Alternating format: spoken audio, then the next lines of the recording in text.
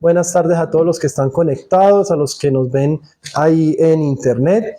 Bienvenidos todos. Por favor, alisten papel y lápiz porque hoy comenzamos una serie muy bonita, una serie muy enfocada en Jesús y es una serie que Dios nos ha regalado. Iniciamos hoy, vamos a estar hablando de más o menos 6 sesiones sobre Hebreos y ahorita les voy a contar cómo van a estar divididas. Vamos a estar estudiando Hebreos, el libro, la carta, el sermón de Hebreos. Y ahorita vamos a ver por qué estamos hablando de todo esto.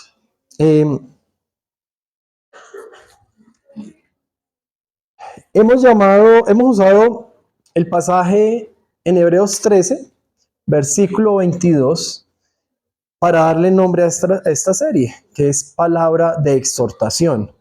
El mismo autor de este libro, de esta epístola,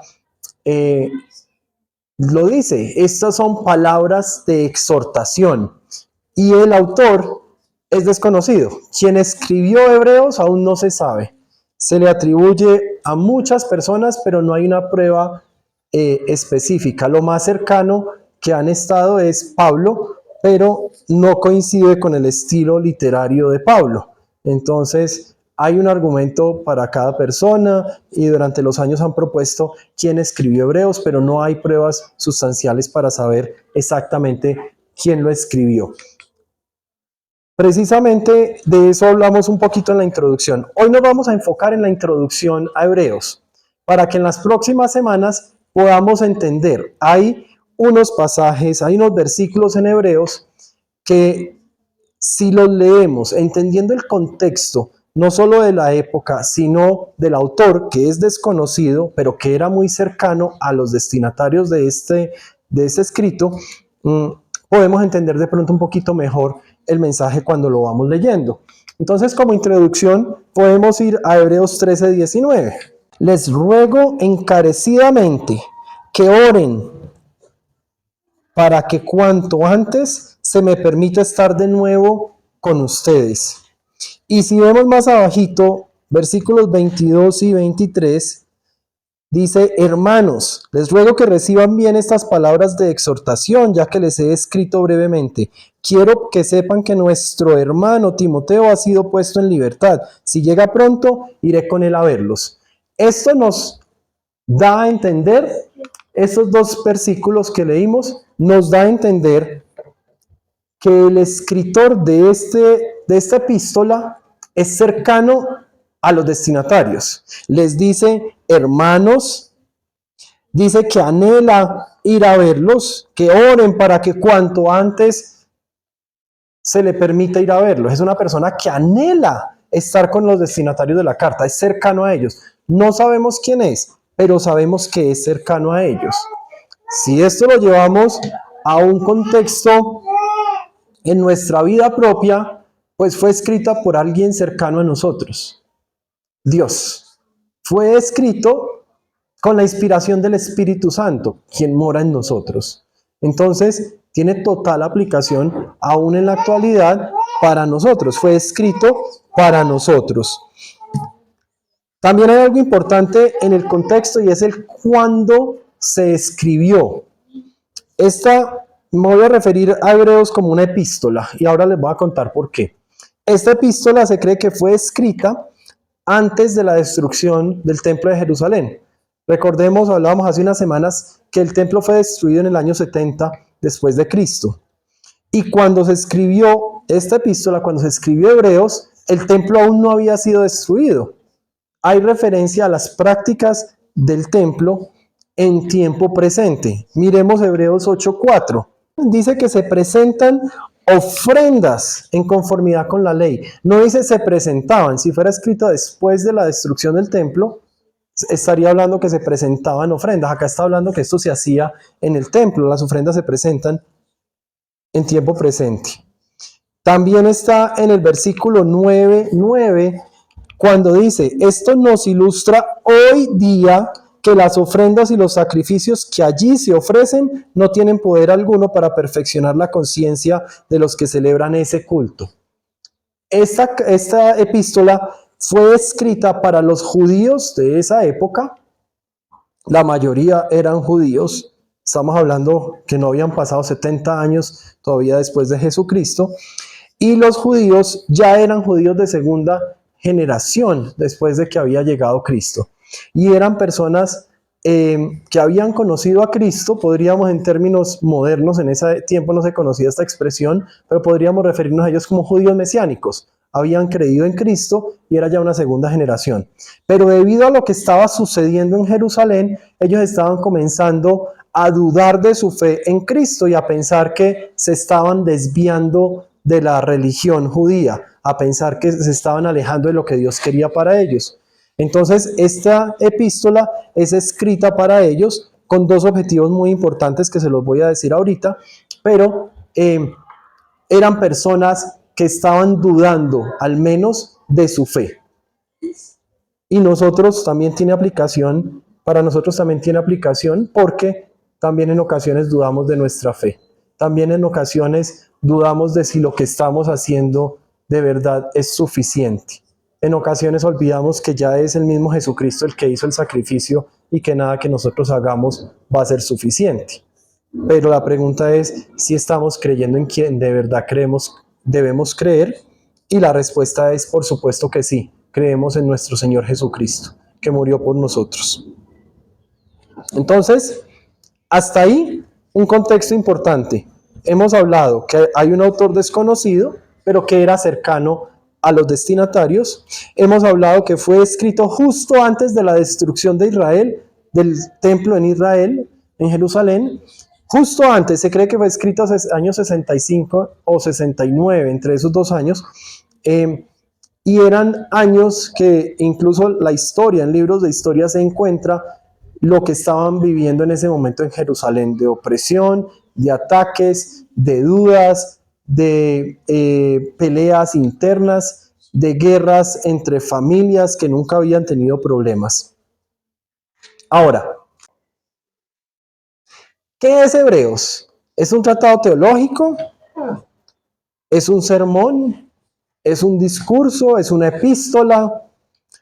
Lo primero, entonces, como tratado teológico, Dios, que muchas veces y de varias maneras habló a nuestros antepasados en otras épocas por medio de los profetas, en estos días finales nos ha hablado por medio de su Hijo. A este lo designó heredero de todo, y por medio de él hizo el universo. Él hizo el resplandor de la gloria de Dios, la fiel imagen de lo que Él es, y el que sostiene todas las cosas con su palabra poderosa.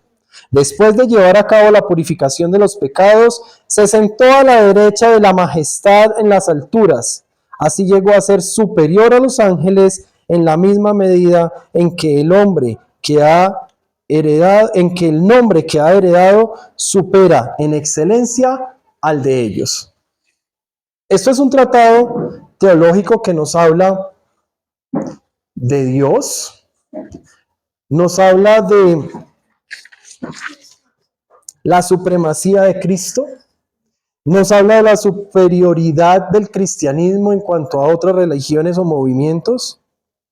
Esto es un tratado teológico que nos muestra el plan de salvación y nos muestra cómo al comienzo dice, antes nos hablaba a través de los profetas y ahora nos habla a través de su Hijo, de Jesús. Ahí está el plan de salvación completo. Nos habla de la ascensión de Jesús en gloria y majestad. Entonces, si solamente tomáramos Hebreos 1, del 1 al 4, tenemos un sustento para una cosmovisión del cristianismo. Tenemos un marco muy amplio del cristianismo que luego tendríamos que entrar a detallarlo en diferentes pasajes, pero es un tratado teológico. ¿Qué es la importancia de que sea un tratado teológico? Bueno, que nos presenta guías, que nos presenta los parámetros, nos dice cuál es nuestra cosmovisión, en qué creemos nosotros. Vamos a leer Hebreos 1 del 1 al 4.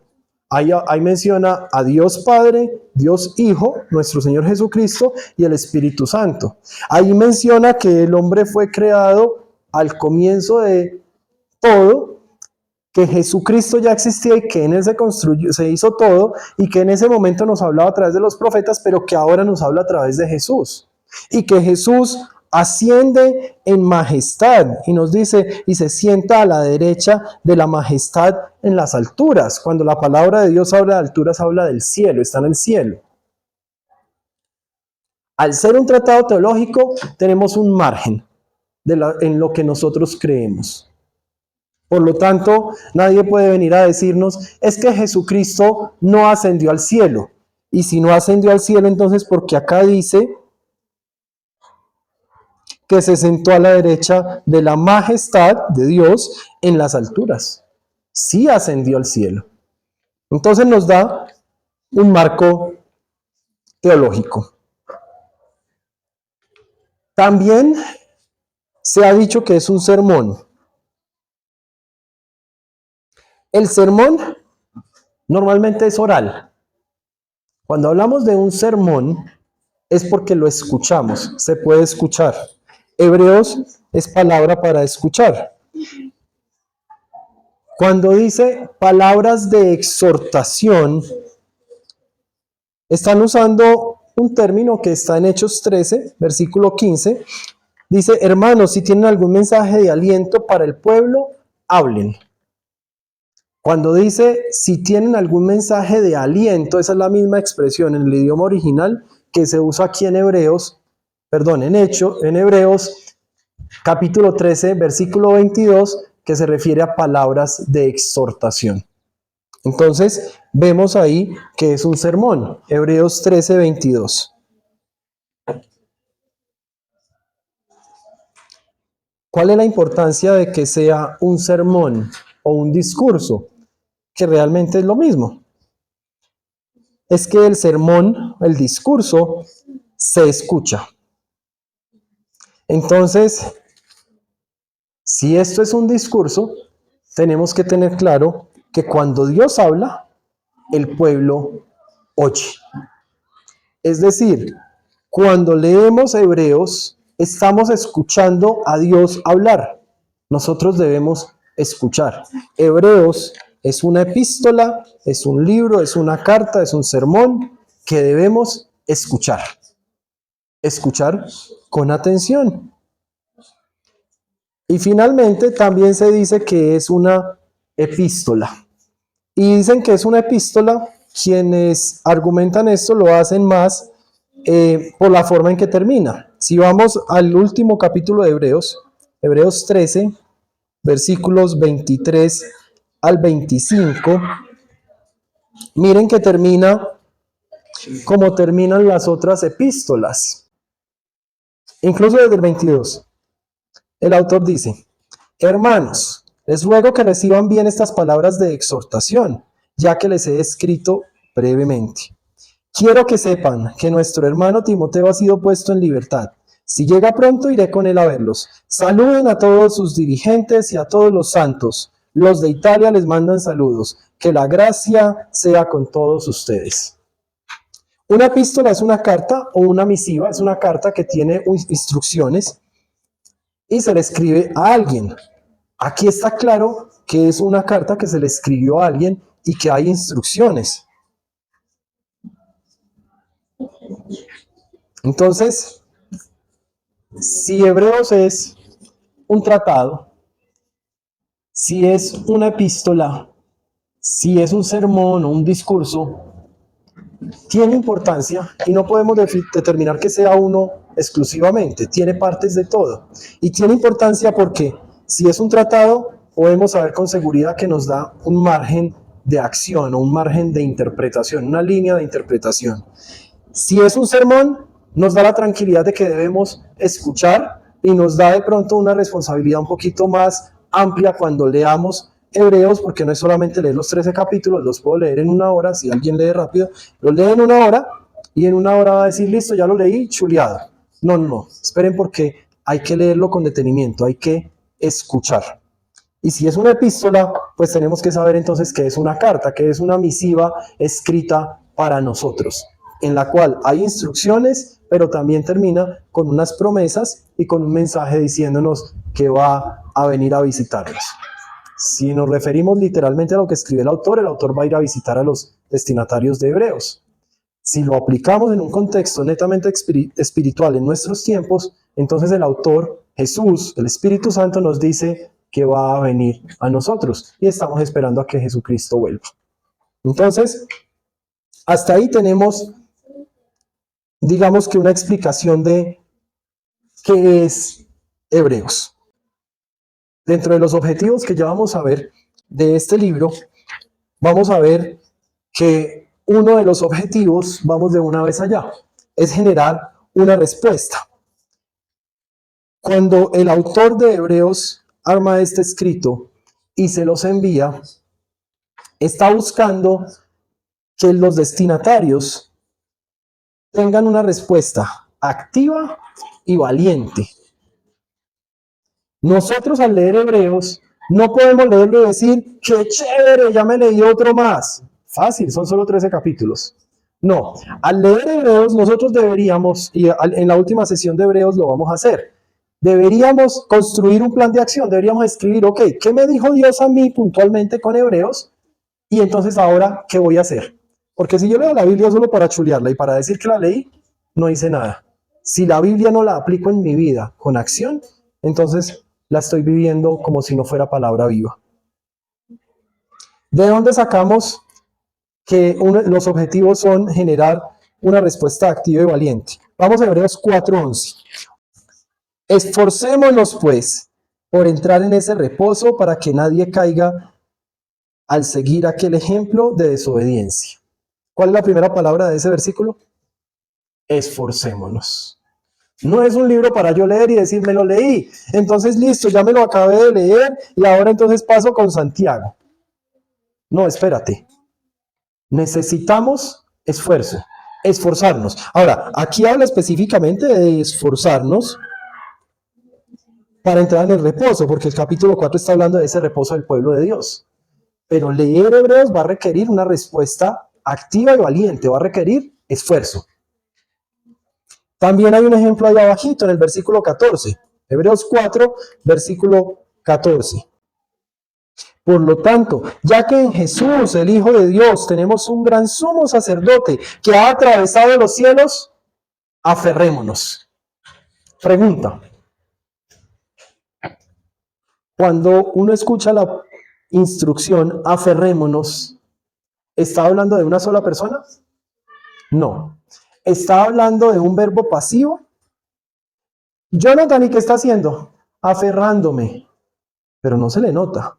Aferrarse es uno venir a agarrarse con fuerza.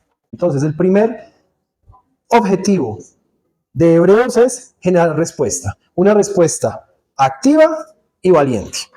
El segundo objetivo es exhortar. Al fin y al cabo, Hebreos es palabra de exhortación. Y esto lo encontramos no solamente en Hebreos 13:22 que les contaba ahora cuando dice que son palabras de exhortación. Vamos a Hebreos 3, versículo 13. Además de exhortar, es también una promesa. Nos dice, más bien, mientras dure ese hoy, anímense unos a otros cada día para que ninguno de ustedes se endurezca por el engaño del pecado. Mire cómo nos está animando a que nos animemos unos a otros. El versículo 12, para entender ese más bien, dice, cuídense, hermanos, de que ninguno de ustedes tenga un corazón pecaminoso e incrédulo que los haga apartarse del Dios vivo. Entonces, el 12 nos dice, cuídense de no tener un corazón engañoso que los haga apartarse del Dios vivo. Y luego el 13 nos dice, más bien, anímense unos a otros cada día para que ninguno de ustedes endurezca el engaño. Un objetivo de Hebreos es exhortarnos, animarnos. Otro objetivo está en Hebreos 6:18. Lo hizo así para que mediante la promesa y el juramento, que son dos realidades inmutables en las cuales es imposible que Dios menta, tengamos un estímulo poderoso, los que buscando refugio nos aferramos a la esperanza que está delante de nosotros. Un estímulo. Hebreos es un estímulo para nosotros, es una palabra que nos exhorta. Entonces, los dos objetivos de Hebreos son: uno, generar una respuesta activa y valiente, y dos, exhortarnos, animarnos a que nos movamos y nos pongamos en acción. Entonces, para terminar, viene la pregunta. Esta es una pregunta que no tiene respuestas buenas o malas. Es más, es una pregunta para no responder en público. Es más una pregunta que nos lleve a meditar. ¿Qué significa en nuestras vidas, en mi vida personal, qué significa que Hebreos sea una palabra de exhortación? Recuerden que esta serie la hemos llamado Hebreos, palabra de exhortación, tomado de Hebreos 13:22. Yo quiero que te tomes un momento. Cierra tus ojos y piensa, ¿qué significa en mi vida que Hebreos sea una palabra de exhortación? Las próximas semanas vamos a estar hablando de la supremacía de Cristo. Eso está en los primeros capítulos, entonces léanse Hebreos si lo quieren leer. Vamos a estar hablando de la superioridad del cristianismo como movimiento religioso. Vamos a estar hablando de la perseverancia en la fe y vamos a estar hablando de la conclusión de Hebreos, que nos va a llevar a un tema de compasión y de amor. Eso es lo que vamos a estar viendo. Entonces, para terminar, quiero animarlos a que lean en sus tiempos libres Hebreos. Son 13 capítulos. Si leen 2 al día, la próxima semana ya lo han terminado. Entonces, si leen 2 capítulos cada día es suficiente y lo puede hacer cada uno en sus tiempos. Si son capítulos, Hebreo tiene capítulos muy corticos. Entonces, acompáñenme una vez más en oración. Vamos a terminar este servicio orando y a entregarle nuestra próxima semana a nuestro Señor. Dios Padre Todopoderoso, muchas gracias, mi Señor y Dios, por tu amor y tu misericordia. Muchas gracias porque nos permites hoy iniciar este estudio de Hebreos, iniciar este estudio de una palabra tan importante que nos permite unir o entender mejor la unión entre el Antiguo y el Nuevo Testamento. Entender una palabra, Señor, que nos da el contexto real de nuestro Señor Jesucristo. Una palabra que nos permite entender el motivo por el cual vino nuestro Señor Jesucristo. Y sabemos que vino para entregar su vida por nosotros y que lo hizo y que resucitó. Y sabemos, Señor Jesús, que está sentado a la diestra de la majestad de Dios.